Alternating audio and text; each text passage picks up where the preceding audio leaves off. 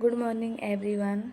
Myself, Dr. Amishi Meena, Assistant Professor, Government PG College, Gangapur city. बच्चों, हम शीत युद्ध का अध्ययन कर रहे थे। आज हम शीत युद्ध की अवस्था यानी नव शीत युद्ध का अध्ययन करेंगे।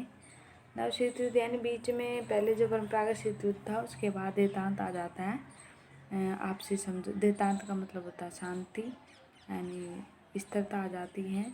कुछ संधि समझौते होते हैं, दोनों देशों के बीच में तनाव की कमी आती है। लेकिन वापिस कुछ ऐसी घटनाएं होती है जिसके कारण नव शीत युद्ध प्रारंभ हो जाता है 1972 से लेकर 84 तक। नव शीत युद्ध की 3 प्रमुख विशेषताएं हैं। कौन कौन सी हैं? यह विचारधारा रहित था। इससे पहले जो परंपरागत शीत युद्ध था वो विचारधारा पर आधारित था, जैसे सोवियत संघ, यानी पूंजीवादी और साम्यवादी 2 विचारधाराओं का युद्ध था। लेकिन नव शीत युद्ध विचारधारा रहित था क्योंकि साम्यवादी चीन पूंजीवादी अमेरिकी गुट में सम्मिलित हो गया था। स्टार वार अर्थात इस काल में अंतरिक्ष में मिसाइलों की स्थापना की गई थी। यानी दूसरी विशेषता है इसकी स्टार वार। स्टार वार को प्रारंभ करने में तत्कालीन अमेरिकी राष्ट्रपति रोनाल्ड रीगन का योगदान था। रोनाल्ड रीगन ने स्टार वार स्टार्ट कर दिया था, इसके कारण भी नव शीत युद्ध प्रारंभ हुआ था। तीसरी विशेषता है युद्ध का क्षेत्र विकासशील देश थे, जैसे अफगानिस्तान। पहले कौन थे? विकसित देश, यूरोपीय कंट्री, सोवियत संघ और अमेरिका, तो इसमें विकसित देश थे। लेकिन अब नव शीत युद्ध में विकासशील देश है। नव शीत युद्ध के उद्भव के कारण क्या क्या थे? एक तो वियतनाम संकट, दूसरा सोवियत संघ और चीन सीमा मतभेद, तीसरा अफगानिस्तान संकट, चौथा रीगन का अमेरिकी राष्ट्रपति बनना जो सोवियत संघ का घोर विरोधी था। वियतनाम संकट क्या था हमें पता होना चाहिए, तो ये क्या था जिसके कारण नव शीत युद्ध प्रारंभ हुआ था। वियतनाम संकट 1954 से स्टार्ट हुआ था, 1975 तक चला था। यह पहले फ्रांस का उपनिवेश था। सेकेंड वर्ल्ड वॉर के दौरान यहाँ पर जापानी सेना आई, उन्होंने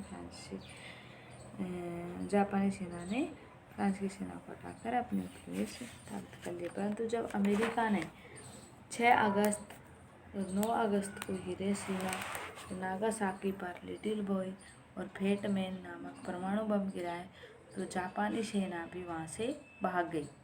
कहाँ से? वियतनाम से। ऐसी स्थिति में जनता की साम्यवादी नेता हो चिन मिन ने यहाँ पर साम्यवादी सरकार की स्थापना की और इस साम्यवादी सरकार की अमेरिका ने आलोचना की। पहले तो 1954 में दक्षिण पूर्वी एशिया में सीटों की स्थापना की। 1954 में ही बारदोई के नेतृत्व में दक्षिण वियतनाम की स्थापना की। ये बारदोई निरंकुश प्रवृत्ति का था, इसलिए इसका जनता पर प्रभाव न बन सका। दक्षिण वियतनाम की जनता का समर्थन प्राप्त न करने के लिए हो चिन मिन ने वियतकांग नामक संगठन की स्थापना करी। 1960 में दक्षिण वियतनाम में की इसकी वियतकांग की स्थापना। दक्षिण वियतनाम की अधिकांश जनता वियतकांग संगठन से जुड़ गई, इसीलिए अमेरिका की चिंता बढ़ गई।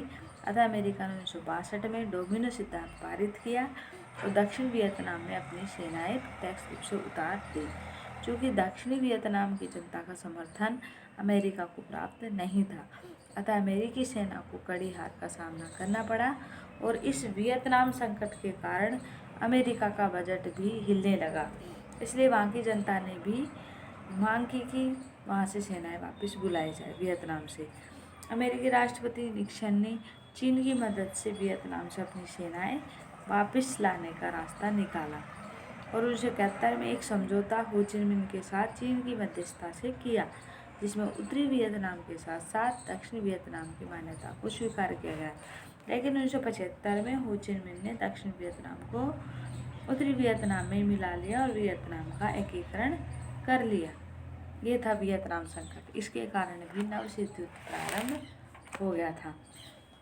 दूसरा है सोवियत संघ और चीन सीमा मतभेद। क्या हुआ था इसमें? 1966 में सोवियत संघ व चीन के मध्य सीमा मतभेद प्रारंभ हो गया।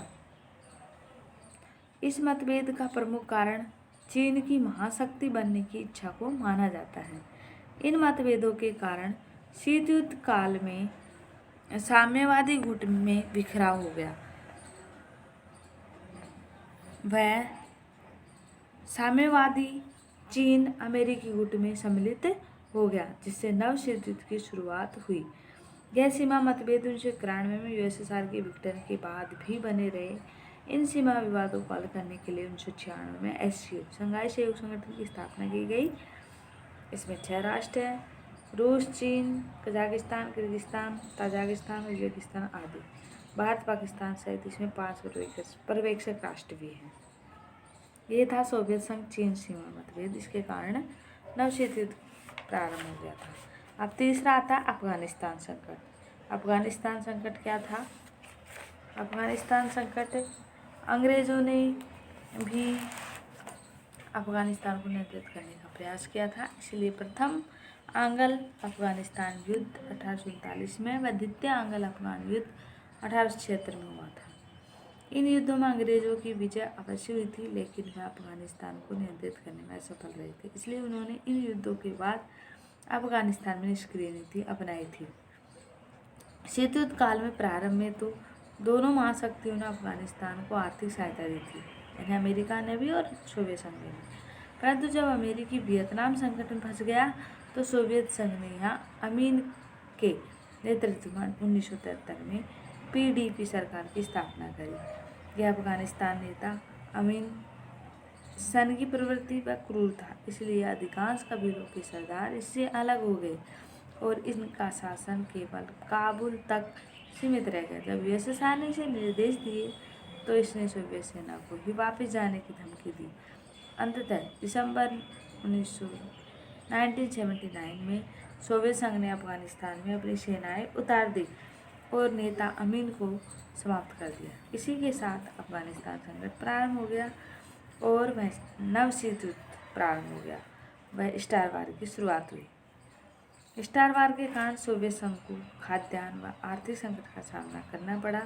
वह अमेरिका के सामने झुकना पड़ा। अंततः अपनी सेनाएं उसने अफगानिस्तान से वापस बुलाने का निर्णय लिया। 1988 के जिनेवा समझौते के फलस्वरूप यूएसएसआर की सेनाएं अफगानिस्तान से लौट आई, परंतु अफगानिस्तान में गृह युद्ध प्रारंभ हो गया, क्योंकि जिनेवा समझौते में सभी कबीले सरदारों की सहमति नहीं ली गई।